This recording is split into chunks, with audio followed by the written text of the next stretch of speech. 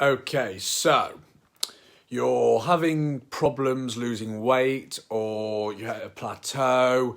It must be your genetics, your hormones, carbs, insulin, sweeteners. Maybe, maybe not. They may play a slight role for some people, but even if they do, it's not as big of a role as people think it is. And let's be honest, in terms of things like genetics and hormones, there's not a lot you can do about it.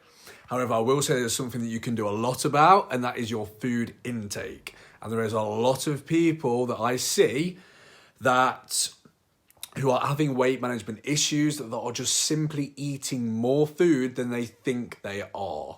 Okay. Now, disclaimer, I'm not calling people liars. I'm not saying that people are pathological liars and they're specifically lying.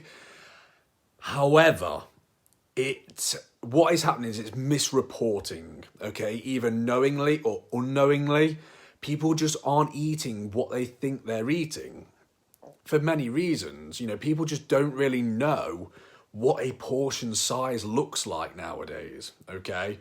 Now, I'm going to talk about a study quickly, which basically highlights this very well.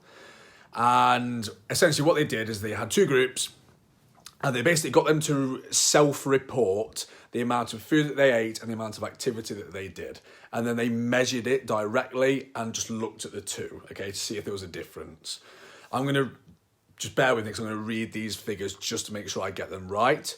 So in terms of physical activity, one group reported that they thought they were burning about 1,022 calories a day through exercise, okay? They were actually, when measured, burning 771, okay? So they were overestimating by about 251 calories a day, okay? The other group reported that they were burning about 1,006 calories a day when they were actually burning about 877. So about 129 calorie difference.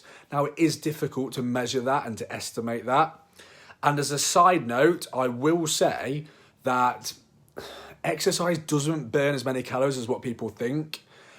If you go to the gym to do weights, etc., you are not burning 600-800 calories. You will do very well to get to 200. Unless you're exercising for hours and a day, you probably aren't burning that many calories through pure exercise, okay? As an extra side note, activity trackers, great for measuring things like steps, etc., and keeping you on target for that. But for energy expenditure, don't take the calories burned as gold dust, because they do grossly overestimate the amount of calories that you burn, okay? But that's a different topic for a different time. Just a little side note on that. Now, the very interesting part was food intake, okay? So, both groups underestimated. One group, they reported that they were eating about 1,028 calories a day. But when measured, they were actually eating 2,081 calories a day. So they were underreporting their intake by 1,053 calories a day. Now that's pretty significant. If you think that you're eating a good amount, maybe to lose weight, to maintain your weight, and you're eating 1,000 calories more a day, you're gonna not lose weight or maintain, you're gonna put on weight and you're gonna do it pretty rapidly, okay? Now, this is also, again, another side note, so I want to talk about this separately, but intuitive eating. Because I see a lot of people nowadays saying, oh, just eat when you're hungry and stop eating when you're full. Yeah, that's the goal, definitely. However, going to be honest, most of us suck at it, myself included in that. Dietitians have been shown to be anywhere up to 500 calories off when eyeballing portions. So yes, while intuitive eating is the goal, the majority of us don't do very well at it, okay? Because it's a skill. It's an actual skill that you need to develop, okay? So yes, it's the goal, but you need to develop it. And how do you do that?